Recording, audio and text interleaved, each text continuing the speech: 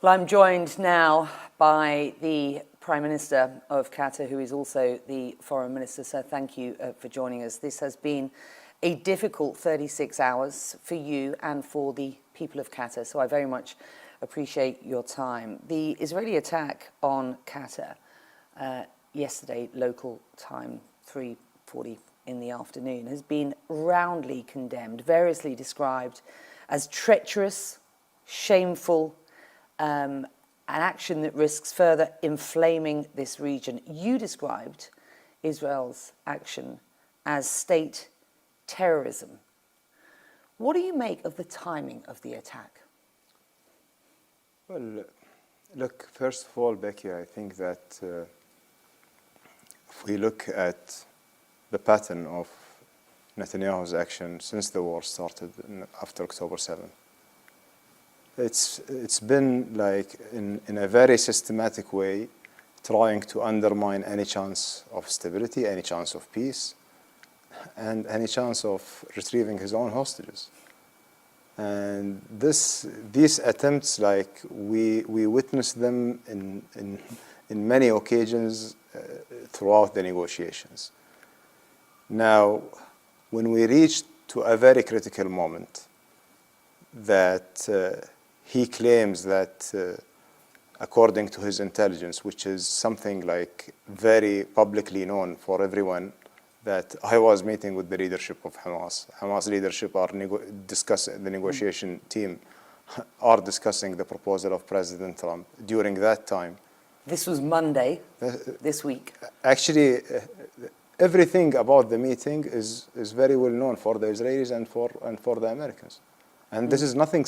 It's not something that we are hiding, or as some marginal people are saying, harboring or whatever. We have to go back to the origins. Now, the attack that happened on Qatar territory, it's happened on our sovereignty. This is number one. Number two, Qatar is a mediator that's been mediating many conflicts. Qatar, when Hamas office was established, was done with coordination, request by the Americans, by the Israelis. They've been using it as a communication channel for them, for Gaza, for all those years. And I'm sorry here, any Israeli politician who today is trying to, to portray himself that he's away from this happened under Netanyahu's government, under Bennett government, under Lapid government, under Netanyahu's government again. Any agency says that no, they are not involved, it's not true. Mossad, Shabak, and the Ministry of Defense were involved in that. So there is no justification that this is considered harboring terrorism or whatever. These reckless claims. Now, does that justify for Netanyahu to come and attack a sovereign nation that hosts a negotiation that discussing a paper that's submitted by the United States? It's not only an undermining for our sovereignty and infringing our sovereignty. It's undermining for the entire negotiation. It's undermining for the U.S. effort. This is the country that's host the CENTCOM. How come we never thought that even there is like a very minimum level of manners and ethics? This has crossed it. I mean, honestly, I have no words to express how outraged we are from such an action. If you could describe it in one word, what would that be? This is state terror. That's what I call it. Do you feel betrayed? We are betrayed, yeah. By the US? No, I cannot say it's by the US. The US has expressed in many occasions their support to us. The US, the president, right after the attack, he spoke with His Highness the Emir, and he was very clear that this is unacceptable, and he's not agreeing with such a thing, and he was never informed about it. And the moment he was informed, he asked his official to inform us. Unfortunately, this information came too late, which is 10 minutes after the attack, as I stated yesterday. But when we were dealing with the Israelis as parties, we were thinking that we are dealing with like regular parties. But Netanyahu, he has no limits. Let me drill down a little bit on exactly what has happened here then, because I asked about the timing of this attack because it came at a very crucial time. You personally met with the chief negotiator for Hamas on Monday evening. You pressed Khalil al-Khaya to get Hamas to respond positively to the latest US initiative for a ceasefire and hostage deal. And your team, as I understand it, then worked through the night on the phone with senior Israeli negotiators. And by Tuesday evening, you were expecting to get a response from Hamas. The Qatari negotiation team would have been together with the Hamas negotiation team, and you're expecting to get a response. Let me ask you, do you believe that response would have been an agreement had this attack not happened an hour and a half before that meeting was supposed to take place? I cannot predict, but what I know that as the meeting that took place between me and the negotiation team from Hamas, I was very clear that if there is no positive response on this, I think we are going to run out of chances. And they were promising that this is not their own decision. They have to consult. They have their own structure, and it will take them time. And I told them that you have until Friday. Friday was the time set for me to meet with, together, myself, the Egyptian chief of intelligence, with the participation of Turkish intelligence, with Steve Witkoff, in order to give him a positive response to find a way forward for this stalemate that we are in the negotiation. And by the way, at the same day, I was meeting one of the hostages' family that morning, the morning of the attack, carrying a message that the families, they are counting on this mediation. They have no other hope for that. And I think that what Netanyahu has done yesterday, he just killed any hope for those hostages. Well, in the past hour, he has doubled down on his position. He has said, and I quote the Israeli Prime Minister here, "I say to Qatar and to all nations who harbor terrorists," his words, not mine, "you either expel them or bring them to justice, because if you don't, we will." Do you take that as a threat of further action here? Well, we don't accept, first of all, such a threat coming from someone like Netanyahu, and he's calling about bring them to justice. He needs to be brought to justice. He's the one who's wanted to the ICC. That's number one. So I think that someone like him trying to lecture the world about the law, he's breaking every law. He broke every international law. He's starving people in Gaza. He's doing all these rogue actions in the entire region. What's next? What's next for him? You've described him as a narcissist. What do you mean by that? Well, I have no other explanation, because the act itself, I mean, the significance of this act, there is no human mind can just absorb it. You know, we were thinking that we are dealing with civilized people. That's the way we are dealing with others. And the action that he took, it's very, like, I cannot describe it, but it's a barbaric action.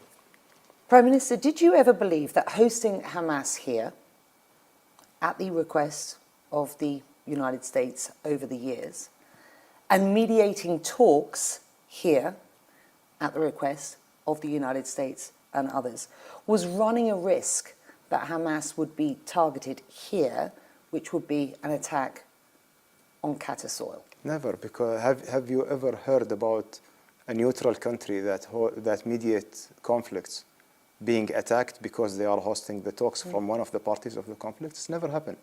Do you expect such a thing happening from, if I just, a very simple example, Taliban office was here in Doha and the US were negotiating with them. Do we expect the US to attack Taliban office and this is justified? because of something happened in Afghanistan. This is never this is setting a precedent. Today, we are not seeing that what happened to Qatar is just happening to it's not about our sovereignty. It's about the international law. It's been put in question. Now we are at a detrimental moment. The international community, do they want a rule-based order? Or they want just a chaotic world?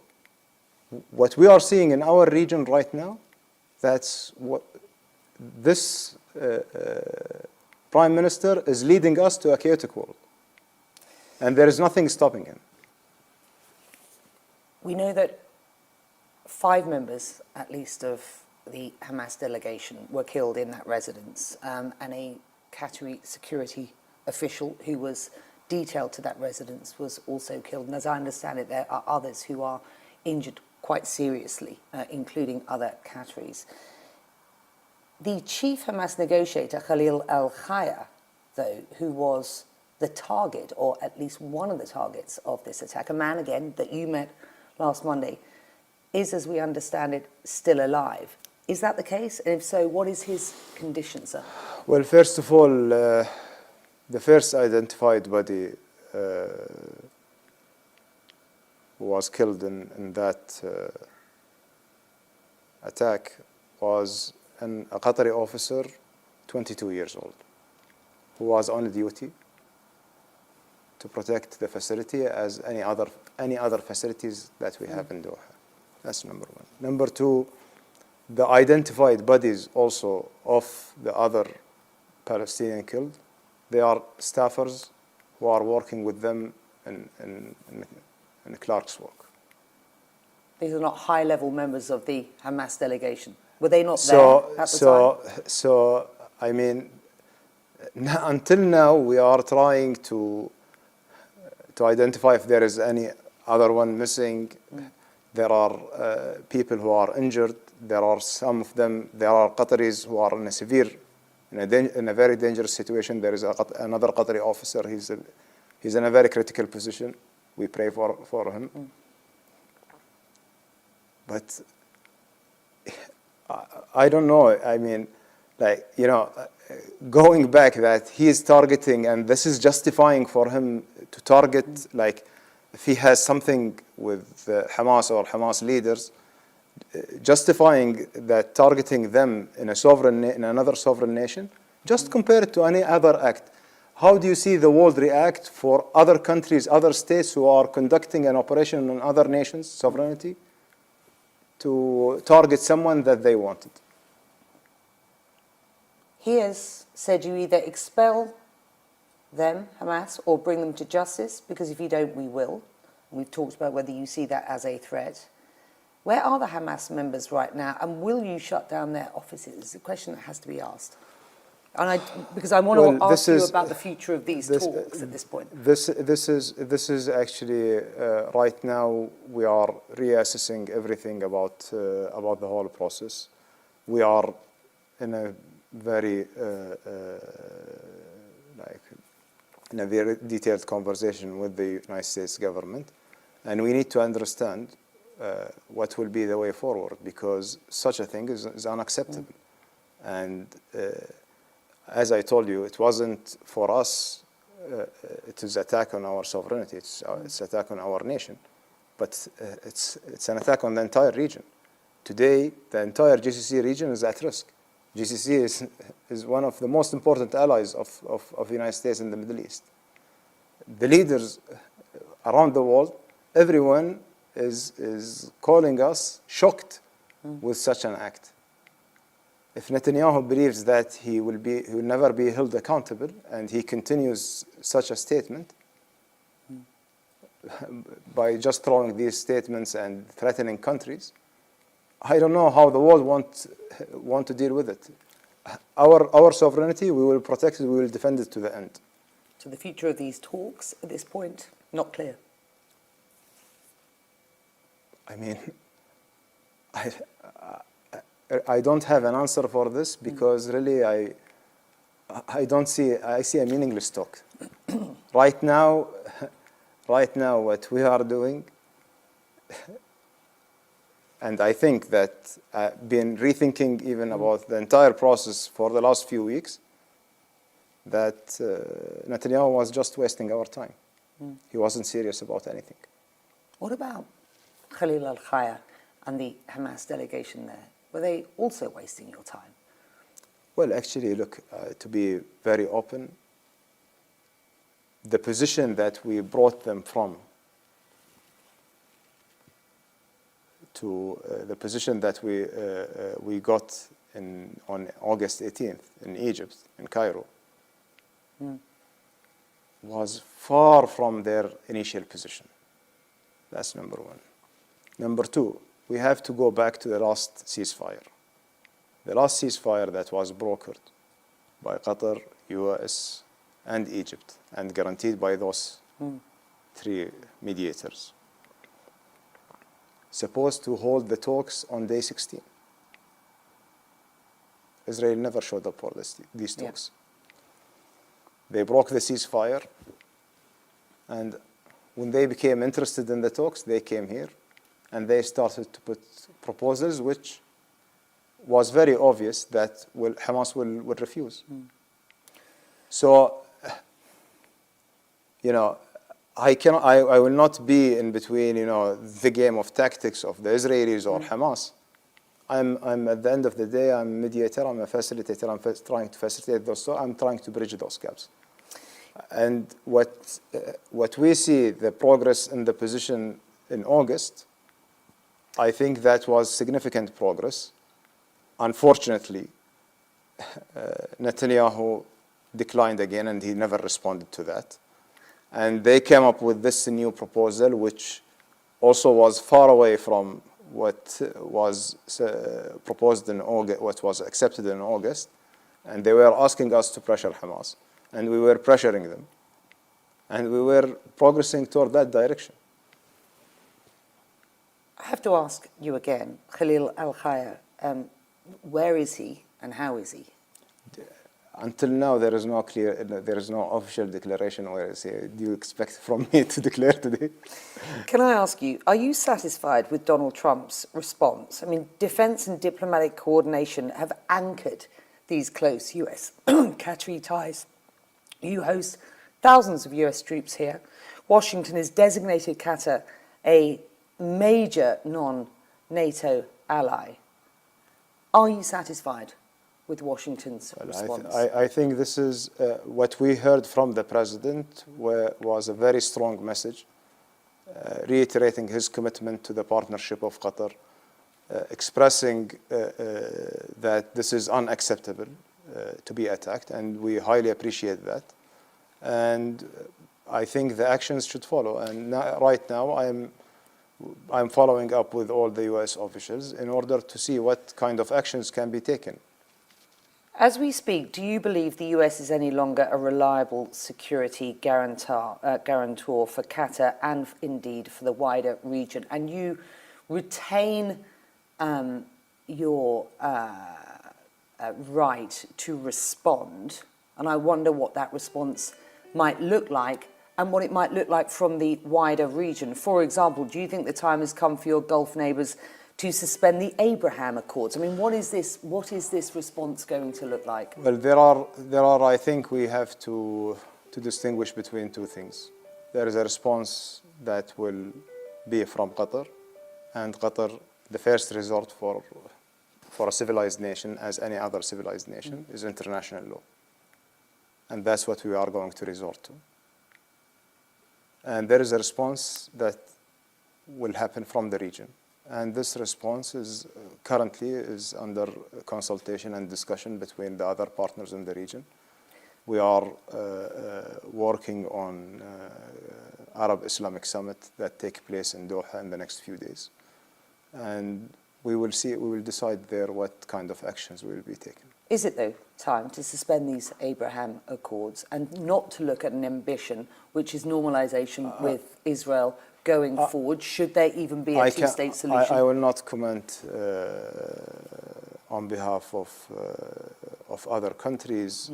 The president of UAE, Sheikh Mohammed, was here this morning, and he expressed his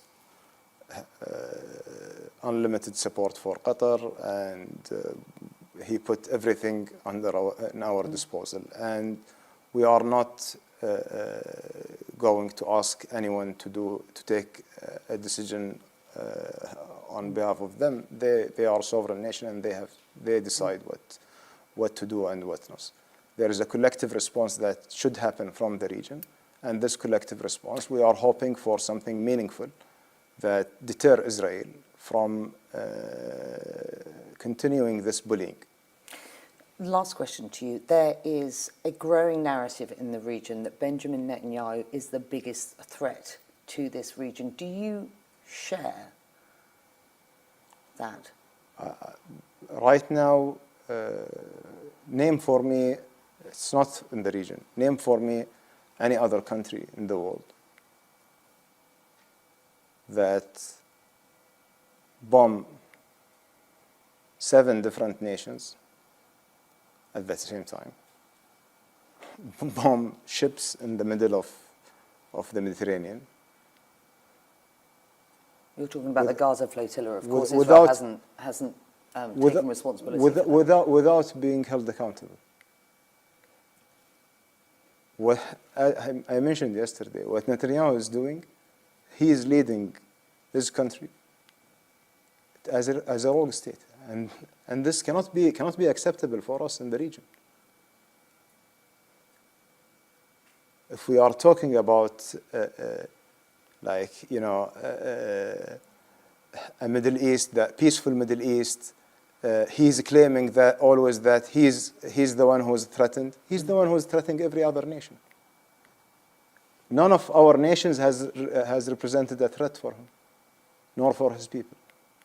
So why he claims that he's the man of peace while he's doing the opposite? Does the world believe that? I think we are in a very detrimental moment in this region. This gentleman is claiming that he has a message from God, from somewhere, that he will create a greater Israel, and there is a new Middle East that he is shaping. And this GCC became part of his manipulation today. This is a very dangerous precedent. I don't think it's acceptable for anyone. It's not acceptable for us, nor acceptable for any of the other GCC nations, and shouldn't be acceptable for the world. With that, I'm going to leave it there. We thank you very much indeed for joining us. Thank you. Thank you, Becky.